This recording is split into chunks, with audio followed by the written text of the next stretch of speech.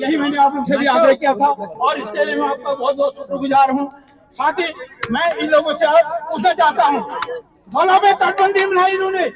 तटबंदी के लिए लोगों की जमीनें सब भाग गई है वहाँ पर। ऊँट खत्ते आदि हैं, बग्गा चौवन से लेकर के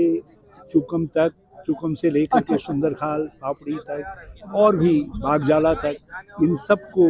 राजस्व गांव का दर्जा देने और जो अतिक्रमण की तलवार, अतिक्रमणकारी की तलवार इन पर लटकाई उसको हटाने और इनमें रहने वाले लोगों को मालिकाना हक देने और उसके साथ जो सरकार द्वारा विस्थापन की नीति के तहत लोगों को बसाया गया है, पथरी में बसाया गया है, गैंडी खत्ता में बसाया गया है, उनको भी मालिकाना हक देने की मांग को लेकर के ये हुंकार है, ये ललकार है। जनता की विधानसभा थी,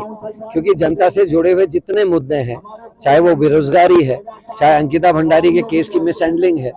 चाहे वो केदारनाथ में सोने की चोरी की जांच नहीं होना है, चाहे केदारनाथ के गर्भगृह के नियम तोड़ने पे जांच नहीं होना है, चाहे वो SSC भर्ती घोटाले में हाकम सिंह का पकड़ा जाना है, चाहे वो पटवारी पेपर लीक है, चाहे किसानों को ना मिलने वाला मुआवजा है, चाहे वो किसानों को जो वो समर्थन मूल्य की बात करते हैं उस पर बात नहीं करना है, ये सारे विषय सदन में उठने चाहिए। हमारा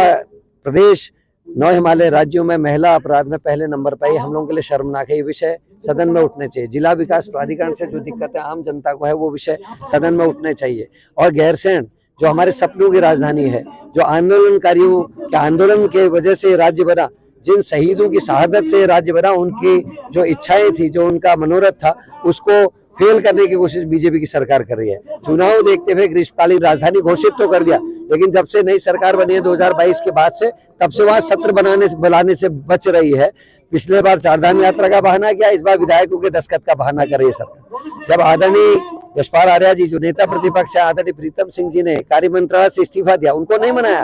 उनकी बात नहीं सुनी, लेकिन आज विधायकों के दस्तखत को बड़ा बनाते हुए सरकार अपनी मंशा को पूरा कर रही है। इसलिए हमको गैरसैंण में ये सत्र बुलाना पड़ा, और जिसमें इस तरीके के जितने मैंने सवाल कहे, चाहे अग्निवीर है, चाहे बेरोजगारी है, चाहे भर्ती घोटाले हैं, चाहे अंकिता है, चाहे केदारनाथ है, चाहे जोशीमठ है, इन सब विषयों पर वहाँ हमारे लोगों ने प्रश्न किए और सरकार बने हुए लोगों ने उनके उसी रूप में जवाब दिए जिस तरीके से सरकार के मंत्री बिना तैयारी के जवाब देते हैं, उसी तरीके का ये सत्र था। और जिसको लोगों ने जिसका आनंद भी लिया, और एक बहुत गहरा संदेश